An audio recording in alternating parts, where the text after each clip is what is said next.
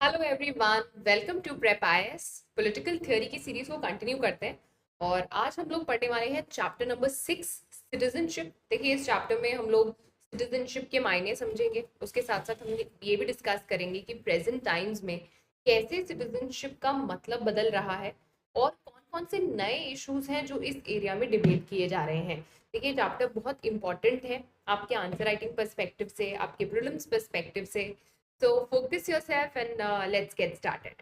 तो देखिए, जब मैं आपसे सिटीजनशिप की बात करती हूँ, लेट अस फर्स्ट अंडरस्टैंड कि सिटीजनशिप का मतलब क्या है। और इसको समझने के लिए let's take a very simple example of a club. तो हम लोग जानते हैं कि कई सिटीज में क्लबिंग का कल्चर है, जहाँ पे एक पर्टिकुलर क्लब के मेंबर बनते हैं। अब जैसे ही आप एक क्लब के मेंबर बन जाते हैं, आप उस क्लब की सर्विसेज का इस्तेमाल कर सकते हैं। तो फॉर एग्जाम्पल, उस क्लब में अगर स्विमिंग पूल है तो आप वहां जाकर स्विमिंग कर सकते हैं। अगर आप उस क्लब के हॉल में कोई पार्टी थ्रो करना चाहते हैं तो आप पार्टी कर सकते हैं। कहने का मतलब ये है कि जब आप किसी क्लब की मेंबरशिप लेते हैं, you become associated with that club और अब आप उसकी सर्विसेज का इस्तेमाल कर सकते हैं। कुछ इसी तरह से आप नेशन स्टेट और सिटीजन्स के कॉन्सेप्ट को समझिएगा। जब आप किसी स्टेट के सिटीजन होते हैं, you get the membership of that state, right? You become a member of that state और उस वजह से आपको मिल जाते हैं कुछ राइट्स। जैसे आपको यहाँ पर सर्विसेज मिल रही थी, वैसे आपको यहाँ पर राइट्स मिल जाते हैं। तो you can understand it this way. Citizenship का बेसिक मतलब ये है, जब आप किसी स्टेट के फुल टाइम मेंबर हैं और क्योंकि आप उसके मेंबर हैं, आपको बहुत सारे राइट्स मिल जाते हैं by the virtue of being a citizen. ना इसको आप ऐसे भी समझ सकते हैं कि जब आप एक पर्टिकुलर क्लब के मेंबर होते हैं तो आपकी एक कॉमन आइडेंटिटी हो जाती है, क्योंकि शर्मा जी भी उस क्लब में जाते हैं, मैं भी उस क्लब में जाता हूँ, so both of us are associated with this club. Similarly, जब आप एक देश के सिटीजन होते हैं, आपको एक कॉमन आइडेंटिटी मिल जाती है जिससे आप अपने आप को एसोसिएट करते हैं। तो जब आपको इंडिया पाकिस्तान का मैच चल रहा होता है, you know that which side you have to support. This is what the idea of belonging to a common identity means. तो अगर हम इसको समराइज करें, what is citizenship? When you get full and equal membership of a particular country, of a particular state, and because of that you get certain rights, then that is known as citizenship। ये बात याद रखिएगा, citizenship will always come with certain rights। तो जब हम citizenship समझ लेते हैं, ऑब्वियसली हम दो शब्द और इससे एसोसिएटेड देख लेते हैं, that is refugees and illegal migrants. ये टर्म काफी यूज होता है और इंटरचेंजेबल नहीं है, ध्यान करिएगा कि रेफ्यूजी एक चॉइस से अपने देश से नहीं निकलते। तो बेसिकली जब इनके अगेंस्ट कोई वॉर चल रहा होता है, इनको परसिक्यूट किया जाता है, या these people have to face certain conditions जिसकी वजह से अपने देश से निकाले जाते हैं या वहां से निकल कर आते हैं और दूसरे देश में शरणार्थी होते हैं, they find refuge in that place, that those people are known as refugees. देखिए, माइग्रेशन यूजुअली एक कॉन्शियस चॉइस होती है, सोचा समझा डिसीजन होता है। जब आप ये डिसाइड करते हो कि नहीं, मेरे यहाँ पर इकोनॉमिक अपॉर्चुनिटीज नहीं है, दूसरे देश में इकोनॉमिक अपॉर्चुनिटी है या अच्छी एजुकेशन है, तो मुझे यहाँ से मूव करना है। तो illegal migration is a conscious choice, refugees is not a conscious choice. ये बात याद रखिएगा। अब सिटीजन्स के साथ इन शब्दों का प्रयोग मैंने क्यों किया? क्योंकि सिटीजन के पास फुल मेंबरशिप है ऑफ अ स्टेट, जबकि रेफ्यूजीज और इलीगल माइग्रेंट्स की प्रॉब्लम ये है कि दे don't have association with a particular state, they don't belong to a particular state, they don't have the full time membership of a particular state। now, क्योंकि आप club के member नहीं थे तो आपको सर्विसेज नहीं मिल रही थी। जैसे ही आप किसी स्टेट के मेंबर नहीं है, आपके पास कोई राइट्स भी नहीं होंगे, so they don't have any guaranteed rights. This is also very important. And since you don't have any rights, you have to live in difficult situations. ये दोनों चीजें एक दूसरे से रिलेटेड है। Because you don't have rights, you have to survive on basic minimum and you don't have enough conditions. तो अभी तक हमने क्या देखा? हमने सिटीजनशिप के मतलब को समझा, उससे एसोसिएटेड इश्यूज को देखा, that is refugee and illegal migration. But ये जो आप कहते हैं कि सिटीजन्स को राइट्स मिलते हैं, दिस इज ट्रू, बट इसकी भी एक हिस्ट्री रही है। एक लंबे स्ट्रगल के बाद लोगों को ये मिल पाया है। अगर हम बहुत पीछे जाएं तो इन द यूरोपियन कंट्रीज ये था अगेंस्ट मोनार्कीज। तो वहाँ की जो पावरफुल मोनार्कीज थी, उनके अगेंस्ट लोगों ने बहुत लंबी लड़ाई लड़ी। All of us have heard about French revolution of 1789। अगर भारत देश जैसे देश में आ जाएं आप, एशिया के और स्टेट्स एंड इवन अफ्रीका के स्टेट्स में अगर आप जाएं, तो हमने लड़ाई लड़ी अगेंस्ट आवर कॉलोनियल मास्टर्स, क्योंकि जब तक वो नहीं गए तब तक हमें सिटीजनशिप मिलने की कोई बात ही नहीं थी। We had no national identity. South Africa जैसे देशों में अगर आप जाएं, तो मैं आपको पहले पढ़ा के भी आई हूँ, they were facing the problem of apartheid. तो वहां पर लड़ाई ये थी कि कैसे वाइट माइनॉरिटी जो अपने आप को अपर क्लास सिटीजन्स मानते हैं, और द सो कॉल्ड ब्लैक जो those were living at the rungs of the society, they should be treated equal and how they can get the benefits of equal membership. Women all over the world have struggled to achieve equal status, equal citizenship. तो ये जो सारे groups जिनकी मैं बात कर रही हूँ, चाहे वो कॉलोनाइज्ड कंट्रीज हो, चाहे वो अपार्थाइड हो, चाहे वो विमेन हो, the right or the point of being citizens and equal citizens has not come easy to them, और उसके लिए एक लंबी बैटल इनको लड़नी पड़ी है। इफ यू रिमेम्बर, मैंने आपसे कहा जब आप क्लब के मेंबर बनते हैं तो वो रिश्ता सिर्फ क्लब और आपके बीच में नहीं है। सिमिलरली जब आप किसी एक स्टेट के सिटीजन होते हैं, that is a relation that is not just between state and citizen but also between citizen citizen. तो क्योंकि आपकी कॉमन मेंबरशिप है एक पर्टिकुलर स्टेट की, आपके बीच में भी एक रिश्ता बन जाता है, और रिश्ते के साथ साथ आ जाती है कई सारी ऑब्लिगेशंस एंड ड्यूटीज। देखिए, कुछ ऑब्लिगेशंस लीगल हैं, कुछ ऑब्लिगेशन मॉरल है। तो for example there is a rule कि आपको लाउड स्पीकर नहीं बजाना है आफ्टर 10 PM, ताकि अगर आपके पड़ोसी बीमार हैं, तो या वो सिक है या ओल्ड एज में है, तो उनको सफर ना करना पड़े। So this is a legal obligation. आपको दूसरे सिटीजन के बारे में इतना सोचना ही पड़ेगा। मैंने आपसे कहा भी था, one man's right is other man's duty, और one women's right is other women's duty.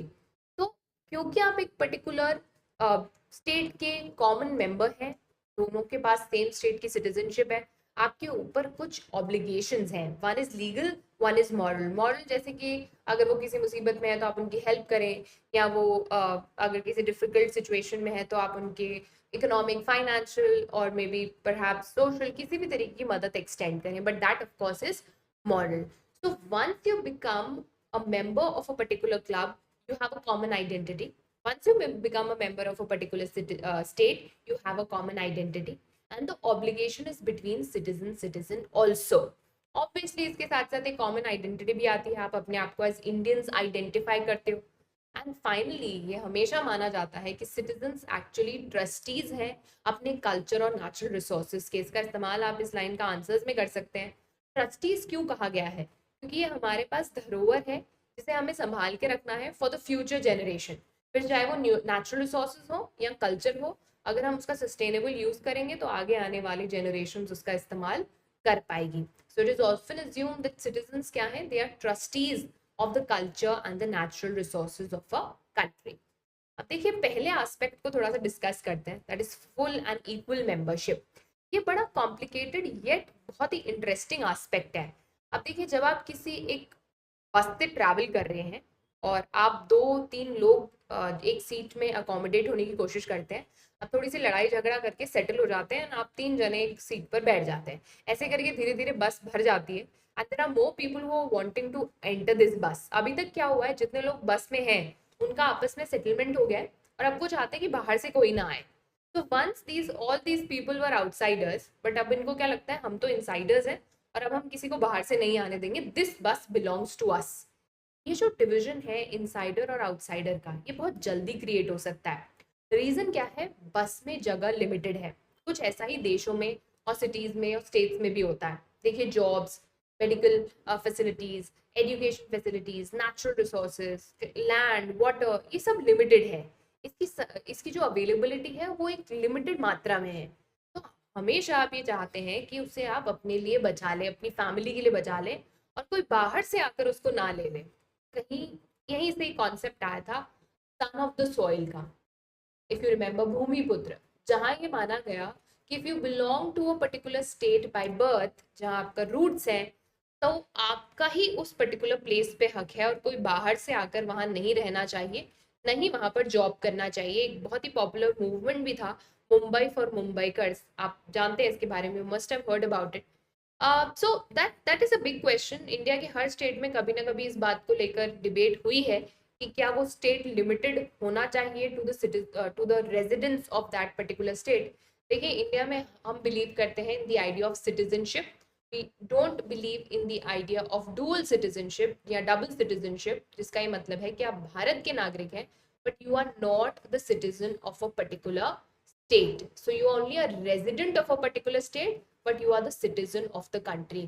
और यहीं से हमें granted है the freedom of movement, जिसका मतलब क्या है, you are free to go and settle in any state of the country, go and work in any state of the country, study in any state of the country. इस पे कोई restriction नहीं है. This is called freedom of movement and this is crucial for many people, B it the labour sector, be the skill workers, unskilled workers. आप देखते हैं कितने सारे आईटी प्रोफेशनल्स बैंगलोर में मूव करते हैं. You would find nurses from Kerala in almost every part of the country, industry workers. This is a very important aspect. Freedom of movement actually हमारे देश को कनेक्ट भी करता है because then the boundaries or the narrow state boundaries are diluted. Freedom of movement जरूर याद रखिएगा और मुझे बताइएगा भी कि कौन से आर्टिकल के अंडर आता है freedom of movement. Why don't you tell me in the comment section कि फ्रीडम ऑफ मूवमेंट कौन से आर्टिकल के अंदर आएगा. All said and done there is still resistance. जैसा कि मैंने आपको कहा, देश के कई हिस्सों में इस बात को लेकर डिबेट चलती है कि जो इनसाइडर्स हैं या उस पर्टिकुलर स्टेट को बिलोंग करने वाले लोग हैं, सिर्फ उनके पास हक होना चाहिए कि वो उस स्टेट के रिसोर्सेज का इस्तेमाल करें. और टाइम टू टाइम ऐसी डिमांड्स आती भी रहती हैं और ऑब्वियसली पॉलिटिकल पार्टीज का बड़ा फायदा भी उठाती हैं because they have their own breads to make. तो they definitely brew the issue and they try to take benefit of it, and this resistance is actually blown out of proportion sometimes. और इस वजह से कई बार violence भी हमने देखा है. Also if you look at this entire idea of outsider insider debate, ये ज़्यादातर डिबेट तब देखने को मिलती है जब हम पुअर माइग्रेंट वर्कर्स की बात कर रहे हैं. When you talk about skilled people, when you talk about the CEO of a company, nobody is bothered or nobody is debating over that. Everybody is mostly okay with it. The question comes down to people who are unskilled or who are poor and who have moved to a city in search of work. तो देखिए सबके पास right to protest है, right to freedom of expression है. Definitely people can protest about it, but as long as they are not disturbing the life and property of other people or of the state, so definitely citizens government को influence भी कर सकते हैं, groups बना सकते हैं, demonstrations कर सकते हैं. But at the end of it हमें ये समझना पड़ेगा कि अगर हम आइडिया ऑफ फुल और इक्वल मेंबरशिप में बिलीव करते हैं तो son of the soil theory exist नहीं कर सकती. Because if you believe that we are equal citizens या equal members of a particular state, तो ये इम्पॉसिबल है कि हम इस डिवीजन पर अग्री करें और फ्रीडम ऑफ मूवमेंट के अगेंस्ट जाएं. So of course I leave it to you. You also let me know what do you think about the son of the soil principle, जहाँ ये believe किया जाता है that if you're born or if you're descendants of a particular place, only then you should have right to use its resources. It can also be a threat to country's unity in some ways, because ये जो freedom of movement है, ये interconnectivity या फिर freedom the feeling of oneness create करती है if you look at it from broader perspective. Now ये one aspect था. Let us now talk about rights. कि मैंने आपको कहा था because you become the citizens of a particular state, you get certain rights by the virtue of it. ये basic rights हैं और ये जरूरी है for the minimum standard of living of a particular individual. But यहाँ पर देखिए debate क्या है. आप कह तो देते हैं that there are equal rights, but क्या रियलिटी में हमें इक्वल राइट्स देखने को मिलते हैं? आप भारत की किसी भी सिटी से चले जाइए, you will see a large number of slum dwellers all across the city. आप देखेंगे they would be working at very low wages and more often than not they are treated very badly, right. उनको blame किया जाता है कि ये गंदगी में रहते हैं and they spread crime and diseases etcetera etcetera. अगर आप स्लम चले जाएं तो वहाँ की जो लिविंग कंडीशंस हैं वो पथेटिक है. No privacy, no private toilets, पानी की प्रॉब्लम है, सैनिटेशन की प्रॉब्लम है, a hell lot of problems exist there. And कई बार ये भी ब्लेम किया जाता है कि they are burden on the society. But if you look at the entire economy and if you observe their contributions very carefully, you would understand कि वो variety of काम करते हैं, from being plumbers to traders, helping you as your domestic helps to mechanics, जिनके बिना आपका survival बहुत ज़्यादा मुश्किल हो सकता है. एक्चुअली सिटी इन पर बहुत ज़्यादा डिपेंडेंट है अपनी डेली लाइफ के लिए, but still at the end of the day आप देखेंगे बहुत ही कम खर्चा किया जाता है on the slum dwellers, and at the end of it you see that they don't have basic minimum rights. तो इसी पे हम डिबेट कर सकते हैं कि when you say that everyone is citizen of a particular state, doesn't everyone deserve certain basic rights? और मैं ऐसा नहीं कहूंगी कि इस डायरेक्शन में कुछ नहीं किया गया। अर्बन पॉवर्टी के लिए बहुत सारी चीजें की गई हैं। बेसिकली देखिए, अर्बन पुअर का मतलब क्या है? वो लोग जो गांव से शहर आ गए हैं but they are living under very difficult conditions, poverty बहुत हाई है और स्टैंडर्ड ऑफ लिविंग बहुत लो है, तो उनको हम अर्बन पुअर कह सकते हैं। अब अर्बन पुअर्स के लिए आप क्या कर सकते हैं? कोई सोशल सिक्योरिटी स्कीम हो सकती है। मुझे लगता है मनरेगा जैसी स्कीम को मिरर किया जा सकता है in your urban areas. Tell me in the comment section, आपको क्या लगता है अर्बन पॉवर्टी के लिए क्या क्या सोल्यूशंस हो सकते हैं? तो मैंने अभी आपके साथ शेयर की। स्किल डेवलपमेंट किया जा सकता है क्या? टेल मी योर 4-5 पॉइंटर्स बनाइए और मेरे साथ शेयर करिए कि how can we tackle urban poverty.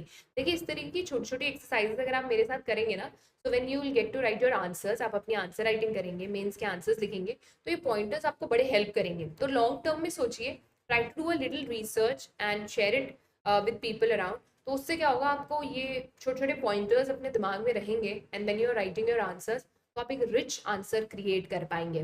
देखिए, ऐसा ही कुछ स्ट्रीट वेंडर्स के लिए भी किया गया। स्ट्रीट वेंडर्स एक्ट आया था जिसमें डेफिनेट प्लेसेस बनाई गई थी फॉर स्ट्रीट वेंडर्स, उनके राइट्स को रिकॉग्नाइज किया गया था।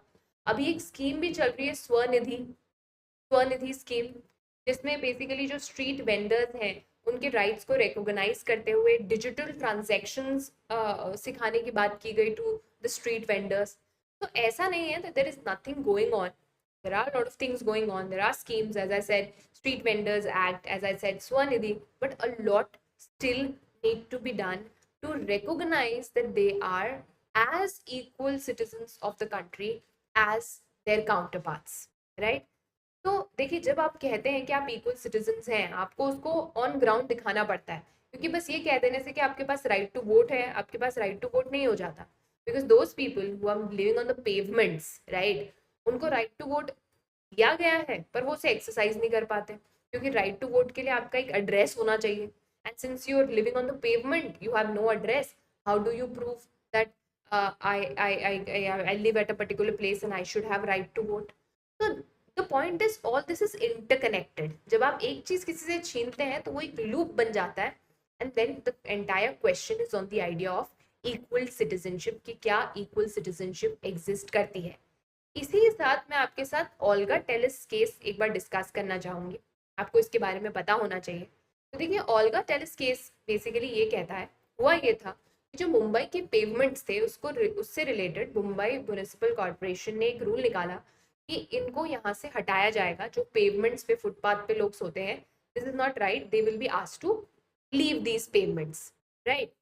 अब देखिए, इसको लेकर एक पिटिशन फाइल किया गया ओल्गा टेलिस द्वारा, और उन्होंने ये कहा कि अगर आप इनको यहाँ से हटा रहे हैं तो आप इनसे इनका लाइवलीहुड छीन रहे हैं। क्यों? क्योंकि ये वही रहते हैं जहाँ इनका प्लेस ऑफ वर्क है, उसके आसपास पेवमेंट में ये लोग रहने लगते हैं। तो अगर आप इनसे इनका पेवमेंट छीन रहे हैं तो आप इनसे इनका काम भी छीन रहे हैं, and this is not right, क्योंकि आर्टिकल 21 जो हमें राइट टू लाइफ देता है ना, उसके अंदर राइट टू लाइवलीहुड भी आता है। इसी बात को सुप्रीम कोर्ट ने अपहेल्ड करा और ये क्लियरली बताया कि आर्टिकल 21 में जो राइट टू लाइफ है, it includes right to livelihood, इसीलिए आप उनको ऐसे नहीं हटा सकते। या तो आप उनके लिए कोई ऑल्टरनेट अकोमोडेशन प्रिपेयर करिए, अदरवाइज आप उन्हें ऐसे फुटपाथ से नहीं हटा सकते। आपके लिए बहुत जरूरी है, ओल्गा टेलिस केस याद रखेगा, जजमेंट क्या आया था ये भी याद रखेगा, राइट टू लाइफ के under right to livelihood included है, ये भी बात याद रखिएगा। This can be very very important for your exam purposes. अब देखिए, प्रेजेंट टाइम्स में जो ट्राइबल पीपल हैं या जो फॉरेस्ट ड्वेलर्स हैं, वो भी सिटीजनशिप और इक्वल राइट से रिलेटेड कई सारी प्रॉब्लम्स फेस करते हैं। क्यों? क्योंकि they are dependent on natural resources, natural way of life है उनका। दूसरी तरफ से आप देखते हैं कमर्शियल इंटरेस्ट की वजह से ट्राइबल एरियाज में कई सारे डेवलपमेंट प्रोजेक्ट्स चल रहे हैं, तो उनका जो लाइवलीहुड है वो तो वो फॉरेस्ट ही है। और इस एक्सटर्नल इंक्रोचमेंट की वजह से या टूरिज्म इंडस्ट्री की वजह से कहीं ना कहीं इनका नेचुरल एनवायरनमेंट डिस्टर्ब होता है, and this is where the government comes under catch 22 situation. क्योंकि एक तरफ उनको ये नेचुरल एनवायरनमेंट प्रिजर्व करना है, बट ये भी इंश्योर करना है जो डेवलपमेंट नीड्स हैं कंट्री की वो सैक्रिफाइस ना हो। When you are doing this, आपको ये याद रखना है कि वो ट्राइबल्स भी सिटीजन है एंड जो अर्बन एरियाज में रह रहे हैं वो भी सिटीजन्स हैं। बिकॉज रिमेंबर, सिटीजनशिप में हमने सिर्फ फुल वर्ड नहीं देखा, हमने इक्वल वर्ड भी देखा। ये बहुत जरूरी है, क्योंकि जब आप इक्वल सिटीजनशिप कहते हो तो सबके पास बराबर राइट आते हैं। और यहीं पे ना गवर्नमेंट की जो वर्किंग है या गवर्नमेंट की जो पोजीशन है वो काफ़ी इंपॉर्टेंट हो जाती है। क्यों? बहुत सारे ग्रुप्स हैं, उनके अपनी अलग अलग नीड्स हैं, कभी कभी एक का राइट दूसरे के राइट के साथ कॉन्फ्लिक्ट में आएगा। इनको एक कॉमन ग्राउंड पे कलेक्टिव वेलफेयर लेकर आना किसका काम है? गवर्नमेंट का काम है। अब इसका मतलब ये भी है कि आप हमेशा यूनिफॉर्म पॉलिसीज नहीं बना सकते। जो पॉलिसी आप केरला के लिए बनाएंगे वो त्रिपुरा में काम नहीं करेगी। तो आपको कस्टमाइज्ड स्पेशल पॉलिसी अलग अलग जगह के लिए लेकर आनी पड़ सकती है, depending upon the nature of the problem of that particular state. तो the point is the world is changing, the economy is changing, citizenship से रिलेटेड डायमेंशंस बदल रहे हैं, इसीलिए सिटीजनशिप के क्वेश्चंस भी समय के साथ साथ बदलते रहेंगे। And that's where we go to the next question, citizen and nation. देखिए, जब आप नेशन स्टेट की बात करते हैं तो एक नेशन स्टेट सिर्फ इसलिए नहीं है क्योंकि वो एक बाउंड्री शेयर करते हैं। They also believe to share a unique culture, a shared history. इसीलिए आप देखते हैं जो नेशनल सिंबल्स है एकदम से हमें जोड़ देते हैं, चाहे वो फ्लैग हो, नेशनल एंथम हो, नेशनल लैंग्वेज हो, ये हमारी आइडेंटिटी से एसोसिएट हो जाते हैं and that's why they become so important. अब आप पूरे दुनिया में अगर डेमोक्रेटिक स्टेट्स को देखें तो they would have a belief कि वो इक्वल सिटीजनशिप प्रोवाइड करते हैं। पर जब आप इनकी प्रैक्टिस पे जाने की कोशिश करते हैं ना, बहुत जगह पर आपको रियलाइज होता है कि शायद ये सिटीजनशिप परफेक्टली इक्वल नहीं है। एनसीईआरटी ने हमें फ्रांस का एग्जाम्पल भी दिया है। फ्रांस कहता है कि वो सेक्युलर है, इंक्लूसिव है, और आपको वहाँ पर सिर्फ यूरोपियन ओरिजिन के लोग नहीं मिलेंगे, you will find people from other areas also, for example now north Africa. और देखिए यहाँ पर जो सेक्युलरिज्म की डेफिनेशन है, या दे simply believe in the idea of private and public. तो उनका ये मानना है कि कुछ स्फीयर्स ऐसे हैं जो पर्सनल बिलीव्स का पार्ट है और वो आपकी प्राइवेट लाइफ्स का हिस्सा होने चाहिए। तो फॉर एग्जाम्पल, आप क्या रिलीजन फॉलो कर रहे हैं ये आपका पर्सनल मैटर है। आप घर में फ्री है to practice any religion that you want to, but वो पब्लिक डोमेन में बाहर नहीं आना चाहिए। अब सुनने में देखिए बिल्कुल रीजनेबल लगता है कि पब्लिक प्राइवेट डिस्टिंक्शन होना चाहिए, इसमें क्या प्रॉब्लम है। पर देखिए कई बार ये प्रॉब्लमेटिक हो जाता है अगर आपका रिलीजन कुछ ऐसी आइडेंटिटीज में बिलीव करता है which has to be carried with you. For example, जो सिख हैं वो टर्बन पहनते हैं, उनके रिलीजियस आइडेंटिटी का पार्ट है। सिमिलरली, अ मुस्लिम वुमन और girl might want to wear the head scarf, वो उनकी आइडेंटिटी का पार्ट है। बट फ्रांस में इसको लेकर कई सारे कंट्रोवर्सीज हुई, जहां ये बोला गया कि आपकी आइडेंटिटी आप घर तक रखिए, should not come in public domain. अब देखिए यहाँ प्रॉब्लम क्या है। अगर आप ऐसे रिलीजन को बिलोंग करते हैं जहाँ ऐसी कोई आइडेंटिटी नहीं है, तो आपके लिए इस पब्लिक प्राइवेट कॉन्सेप्ट में असिमुलेट होना बड़ा आसान है, बिकॉज इन दैट केस आपको किसी भी चीज़ के साथ कॉम्प्रोमाइज करने की ज़रूरत नहीं पड़ रही। But if you belong to a religion जहाँ ये आइडेंटिटीज इंपॉर्टेंट है, तो आप उसको पब्लिक स्पेस में नहीं लेकर जा पा रहे। तो आप समझ रहे हैं, आप कह तो रहे हैं there is equal citizenship, but यहाँ प्रॉब्लम आ गई बिकॉज एक सेट ऑफ लोग इस सिटीजनशिप के आइडिया में असिमुलेट नहीं हो पा रहे, जबकि दूसरों के लिए बड़ी बात नहीं है। तो although sometimes it may look from a distance की इक्वल सिटीजनशिप है, बट आप उसको क्लोजली जब ऑब्जर्व करते हैं तब आपको रियलाइज होता है कि शायद इक्वल सिटीजनशिप एग्जिस्ट नहीं करती। ऐसे आप देखते हैं दुनिया भर में सिटीजनशिप को लेकर जो रूल्स हैं वो अलग अलग हैं। कुछ कंट्रीज में आपके रिलीजन को, आपके एथनिक ओरिजिन को प्रायोरिटी दी जाती है, कुछ जगह पर आपके काम को और may be educational background is considered more important. अगर हम इंडिया की बात करें तो India definitely is a secular nation, it is democratic. और हमारे यहाँ पर सिटीजनशिप को लेकर जब हमने फॉर्मेशन किया हमारे देश का, तो बहुत कोशिश की गई कि असिमुलेशन, अकोमोडेशन हो across religion, tribes, caste, women, सबको इक्वल राइट्स देने की कोशिश की गई थी और कुछ हद तक दिया भी गया। बट एज आई से polity is work in progress, तो ये सारी चीज़ें वर्क इन प्रोग्रेस हैं, अभी भी डेफिनेटली इसमें और इम्प्रूवमेंट होने की संभावना है। पर अगर मैं सिटीजनशिप की बात करूं, और आपको ये प्रीलिम्स के पर्सपेक्टिव से ध्यान रखना है that it is under the union list.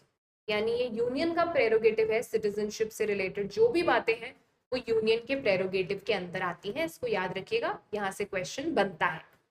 Part 2 of the Indian constitution में आपको सिटीजनशिप मिलेगा, आर्टिकल 5 to 11। कौन से आर्टिकल्स डील करते हैं सिटीजनशिप के साथ? 5 to 11, part 2 and union list. अब कौन कौन से मेथड्स दिए गए हैं? ऑब्वियसली बाय बर्थ, अगर आप पैदा हुए हैं भारत में, descend, lineage, registration, you can get yourself asked for a citizenship, naturalization, कुछ क्राइटेरियाज अगर आप पूरे कर रहे हैं, और अगर इंक्लूजन ऑफ टेरिटरी मतलब आपके हिस्से को भारत के टेरिटरी में ले लिया गया है, then you would automatically become the citizen. हमारे पास एक सिटीजनशिप एक्ट भी है, याद रखिएगा, सिटीजनशिप एक्ट ऑफ 1955, जिसमें अमेंडमेंट्स भी किए गए हैं। एंड ऑल्सो रिमेंबर, बहुत क्लियरली लिखा गया है कि स्टेट डिस्क्रिमिनेट नहीं कर सकता on the ground of religion अपने सिटीजन्स के बीच में, on race, caste, sex, place of birth और एनी ऑफ देम। तो इट हैज बीन रिकॉग्नाइज्ड कि सिटीजनशिप क्या हो, फुल भी हो और इक्वल भी हो।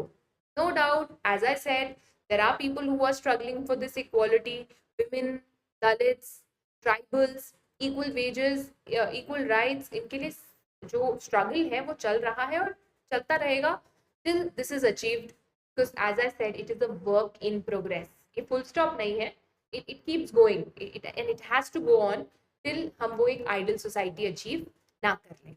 अब देखिए एनसीईआरटी ने ना आपको यूनिवर्सल और ग्लोबल सिटीजनशिप का कॉन्सेप्ट भी समझाया है। मैं आपको इसको बहुत ही सरल भाषा में, सिंपल शब्दों में समझा देती हूँ। देखिए, एक टर्म आएगा यूनिवर्सल सिटीजनशिप और एक टर्म आएगा ग्लोबल सिटीजनशिप। तो ये कैसे अलग है इसको समझ लेते हैं।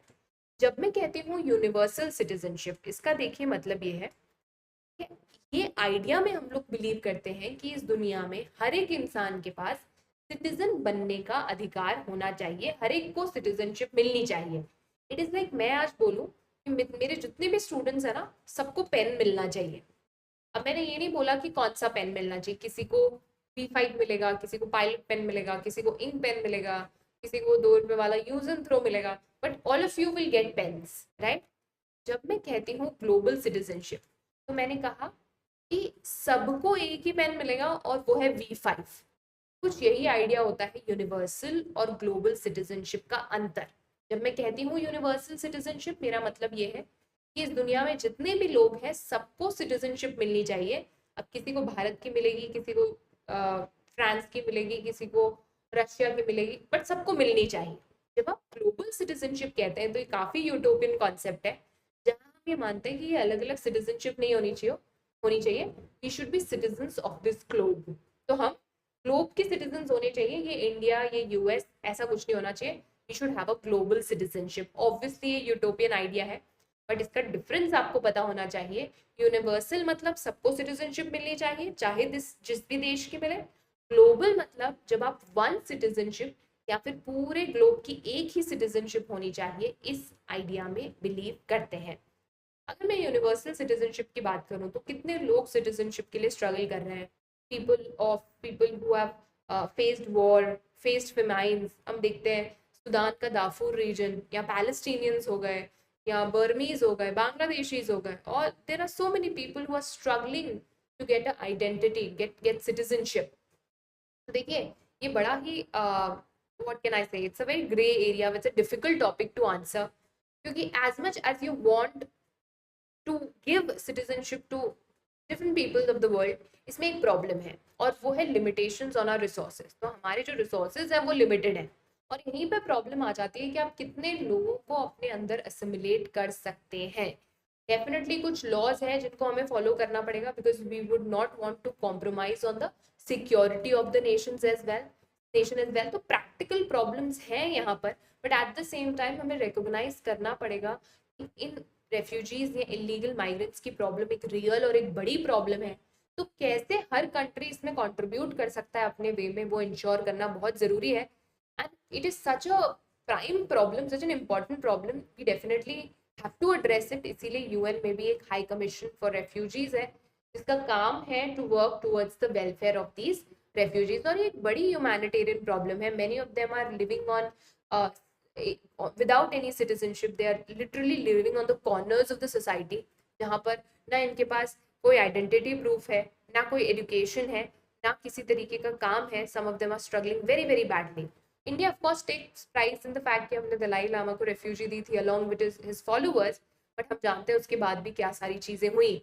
So as important as it is to assimilate these people and grant them citizenship, grant them equal rights, को बहुत सोच समझ के करना पड़ता है, because it is also about the security of the nation, it is also about the resources of the nation. हम definitely नहीं चाहेंगे कि internally कुछ problems create हो, but at the same time we being the people of the world, हमें इस direction में definitely कुछ करने की जरूरत है, because stateless people is a big problem today. And not just in one region of the country of the world, but almost entire world faces this problem. देखिए global citizenship मैंने आपको already समझाई. अगर आप ये एग्जांपल्स देखें तो जब सुनामी आई थी साउथ एशिया में, पूरे वर्ल्ड ने सिंपैथी दिखाई एंड हेल्प की. अगर आप देखें तो पूरे दुनिया के इंटरनेशनल टेररिस्ट नेटवर्क्स भी आज कनेक्टेड हैं. अगर आप यूएन की बात करें तो एक कोविड-19 pandemic, if I give you an example, it started from a country and it was, the impact was all around the world, right? To see जो कोविड आया था, that's perhaps the only thing that did not stay in China and moved out of China. Otherwise तो वहाँ क्या होता है किसी को पता नहीं चलता. So what I'm trying to tell you here is दुनिया बहुत ज़्यादा connected है. We live in an interconnected world. तो ग्लोबल सिटीजनशिप के जो आर्ग्यूमेंट्स, जो इसके फेवर में आर्ग्यूमेंट देते हैं, उनका ही कहना है जब दुनिया इतनी इंटरकनेक्टेड है, हम एक ग्लोबल विलेज के पार्ट हैं, तो क्यों ना हम ग्लोबल मेंबरशिप भी कर दें. क्यों ना हम इस आइडिया में बिलीव करें कि हम किसी नेशन के मेंबर नहीं हैं, हम दुनिया के मेंबर हैं. ये जो नेशनल बाउंड्रीज हैं, इस डिफरेंशिएशन को खत्म कर दिया जाए and we believe in the idea of global society और global citizenship. I know it sounds very good, but इसके बहुत सारे प्रैक्टिकल प्रॉब्लम्स एग्जिस्ट करते हैं. On one side it might sound very attractive और इससे काफ़ी सारी प्रॉब्लम सॉल्व हो जाएंगी. जो स्टेटलेस हैं उनकी आइडेंटिटी एक कॉमन ग्लोबल सिटीजन की हो जाएगी.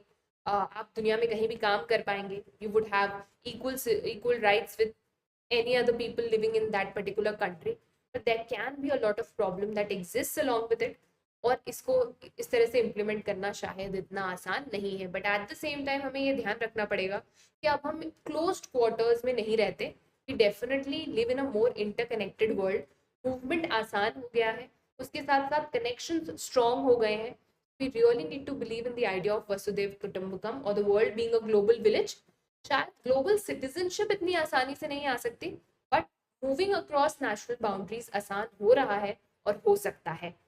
This was the idea of this particular chapter. I hope काफ़ी सारे कॉन्सेप्ट्स थे आपको समझ में आए. सिटीजनशिप क्या है, इंडिया में सिटीजनशिप को रिलेटेड क्या क्या रूल्स हैं, ये सारी बातें याद रखिएगा. 5 to 11 part 2. Please remember these facts, exam purposes से इंपॉर्टेंट है. आई होप आपकी पढ़ाई अच्छी चल रही है. All the very best and take care.